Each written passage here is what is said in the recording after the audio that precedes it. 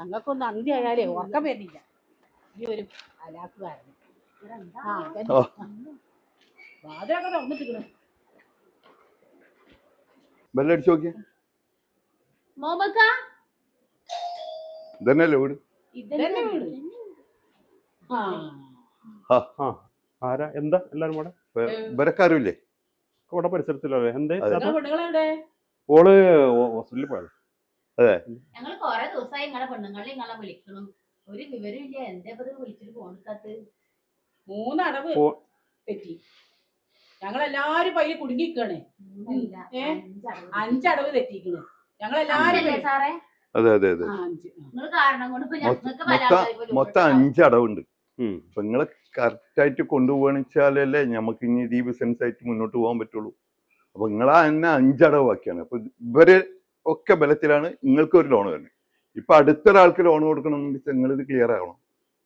Okay, ഞാനിപ്പോ കുറച്ച് tight ആണ്, സാമ്പത്തികമായിട്ട് കുറച്ച് പ്രയാസത്തിലാണ്, അതുകൊണ്ടാണ് ഇങ്ങനെ അടവൊക്കെ ഇത് വരുന്നത്. പക്ഷേ ഈ കാര്യങ്ങൾ നിങ്ങൾക്ക് അറിയാലോ. ഇപ്പൊ നമ്മൾ സാമ്പത്തികമായിട്ട് ടൈറ്റ് ആണെന്നൊന്നും ഇപ്പൊ ഒരു കമ്പനി നടത്തുന്ന ആളുകളോട് പറയാൻ പറ്റില്ലല്ലോ.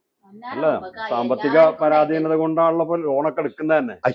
ലോൺ എടുക്കുമ്പോ ഉണ്ടാകുന്ന ചെറിയ കളിയും ഒക്കെ തന്നെ ഇപ്പത്തെ എനിക്ക് ഇപ്പൊ വന്ന കുറച്ചത് ഇപ്പൊ വൈഫിന്റെ അസുഖങ്ങൾ ഇങ്ങനെയൊക്കെ ആയിട്ട് കുറച്ച് പ്രയാസങ്ങൾ വന്നു, അതുകൊണ്ട് അപ്പൊ അടവൊക്കെ ഇങ്ങനെ ഡിലേ ആയത്. ഇതൊന്നും ഒരു എക്സസ് അല്ല, ആണോ? നമ്മളൊരു ഫിനാൻസ് സ്ഥാപനത്തിൽ നിന്നും പൈസ എടുത്തു കഴിഞ്ഞാൽ അത് കൃത്യമായി അടക്കണം എന്നുള്ള രേഖാമൂലം സമ്മതത്തോട് കൂടിയിട്ടാണ് ആ ഒരു ഉദ്ദേശത്തിലാണ് നമ്മൾ ഈ പൈസ വാങ്ങുന്നതും. നമ്മൾ പൈസ വാങ്ങുന്ന എന്തിനാണ്? കടമായിട്ട് അല്ലെങ്കിൽ ലോൺ.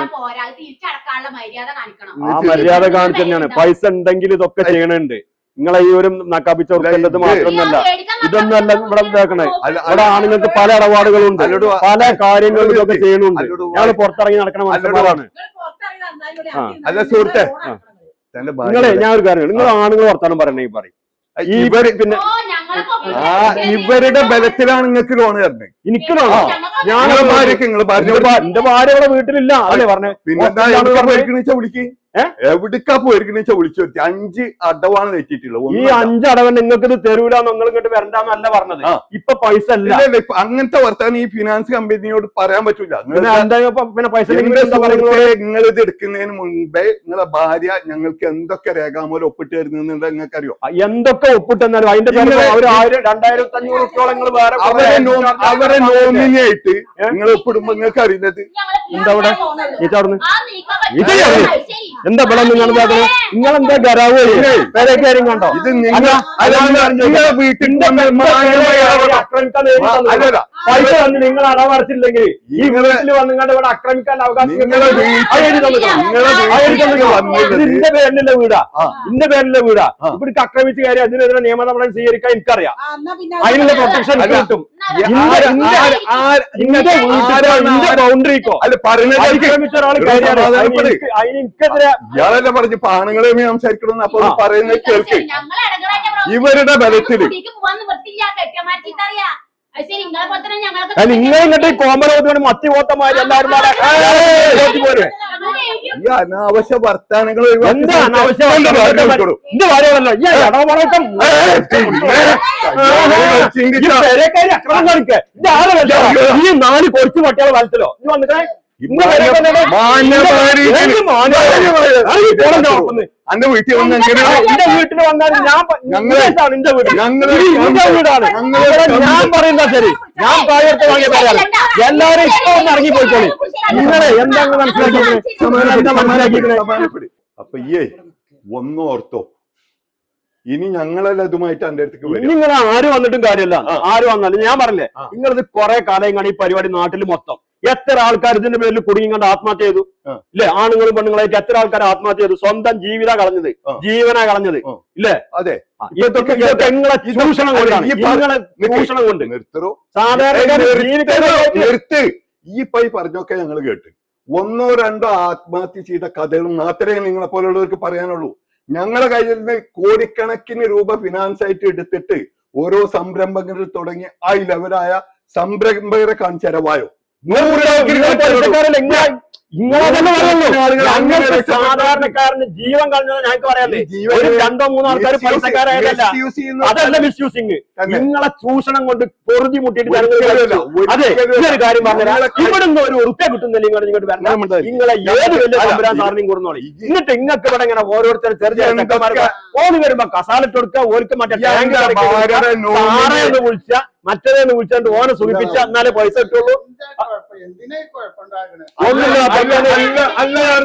മോനാണോ നിങ്ങളെ മരുമകള് ഇവന്റെ കെട്ടിയോള് ഞങ്ങളെ കുറച്ച് കായ് പഠിച്ചിട്ട് ആ കായ് വാങ്ങിയത് മൂപ്പരാലോ ഉത്തരവാദി. ഇത് ഞങ്ങളൊരു ബിസിനസ് ആണ്. ഒരു വിശ്വാസമുള്ള ഒരു ആൾ പേഷ്യന്റ് ആണ് മൂപ്പര്. മൂപ്പരോടെ ഒന്നോർത്തോ, ഞങ്ങള് ഞങ്ങൾക്ക് വർത്തമാനത്തിന് വരില്ല. അനുഭവിക്കണേ, ഞാൻ അനുഭവിച്ചോളാം കേട്ടോ. നിങ്ങളല്ല അകത്ത് പോയി കാണി, നിങ്ങൾ അകത്ത് പോയി കാണിപ്പാ. ഒരു ഹാർട്ട് പേഷ്യന്റ് ആയ ഒരു മനസ്സിനെ വിളിച്ചുകൊണ്ടാണ് നിങ്ങളെ ഈ നായാട്ട് മൊയ്വല്ല. ഇതല്ല നിങ്ങളെ സംസ്കാരം. ഒരു പെരേര് കയറി ഒന്നും കണ്ട് ഇല്ലേ ഞങ്ങൾക്ക് എന്റെ ഭാര്യനെ ഞാൻ ഒരു പൈസ നിങ്ങളെ സംസ്കാരം കണ്ടോ. എടോ നിങ്ങളെ പൈസ എന്ന് പറഞ്ഞാൽ നിങ്ങൾ ഈ ചൂഷണം ചെയ്ത് മനുഷ്യന് കൊള്ള പലിശക്ക് ഉണ്ടാക്കിയ പൈസ അല്ലേ. ഇതാ പറഞ്ഞത്, ഇത് മാന്യമായ ഒരു ഇടപാടിന്റെ ഞാൻ ഡയലോഗിനാണ്. എന്റെ സിറ്റൗട്ടിൽ നിന്ന് കണ്ട ഡയലോഗ് അടിച്ചത്, ഇന്റെ സിറ്റൗട്ടിൽ നിന്ന് കണ്ട ഡയലോഗ് അടിച്ചത്.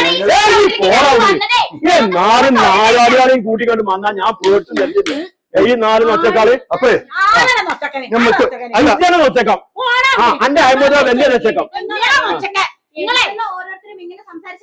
ഈ സംഘം തന്നെ ഇവിടെ സംസാരിക്കാം. ഇവിടുന്ന് ഞാൻ പറഞ്ഞ ഈ വീട്ടിൽ നിന്ന് മാത്രമല്ല, ഇവിടെ ഈ പഞ്ചായത്തിൽ കുടുംബത്തിൽ ഇരിക്കാൻ പറ്റുമെങ്കിൽ വല്ല പാറപ്പുറത്തും പോയി കയറി. എന്റെ പെണ്ണുങ്ങൾ അന്തസ്സായിട്ട് അവിടെ നടക്കുന്നുണ്ട്. പെരയിലിരിക്കാൻ പറ്റാത്തത് അമ്മാരി സ്വഭാവം കൊണ്ടാ. പൈസ വാങ്ങി നക്കിക്കഴിഞ്ഞാൽ ഒരു ഉറുപ്പിയ നിങ്ങൾ തരൂല. ഇതിനല്ല ഈ പഞ്ചായത്തിൽ ഇങ്ങനെ കുറെ പേരുണ്ട്. ഇത് കിട്ടൂല. നിങ്ങളെ ഈ പരിപാടി ഈ ഏരിയയിൽ നടക്കൂല. കാണാം ഈ പൈസ കമ്പനിയുടെ മേശപ്പുറത്ത് എണ്ണി വെച്ചില്ലെങ്കിൽ ഞങ്ങൾ കമ്പനി കൂട്ടിയില്ലാവും. നിങ്ങളെ കമ്പനി ഇങ്ങോട്ട് നടക്കൂല. നിങ്ങളുടെ അടുത്തുനിന്ന് ഒരു ചില്ലി പൈസ ഉണ്ടല്ലോ, ഒരു കൊട്ടനൂർക്ക് ഞങ്ങൾക്ക് കിട്ടൂല. നിങ്ങള് പട്ടോളി. ഇപ്പൊ മര്യാദക്കിന്റെ വളർത്തുന്നിട്ട് ഇവിടെ താമസിക്കാനാണ് കുടിക്കുമ്പോഴത്തേക്ക് വന്നീനല്ലേ. അല്ല ഞാൻ ഇജ്ജ് 4 മറ്റേ നായാടികളായിട്ട് വന്നാൽ ഞാൻ പിന്നെ കുണ്ടമുടിക്കട്ടെ ആക്കി തരാം. ഇവിടെ ഇങ്ങനത്തെ വർത്താനമുള്ളൂ.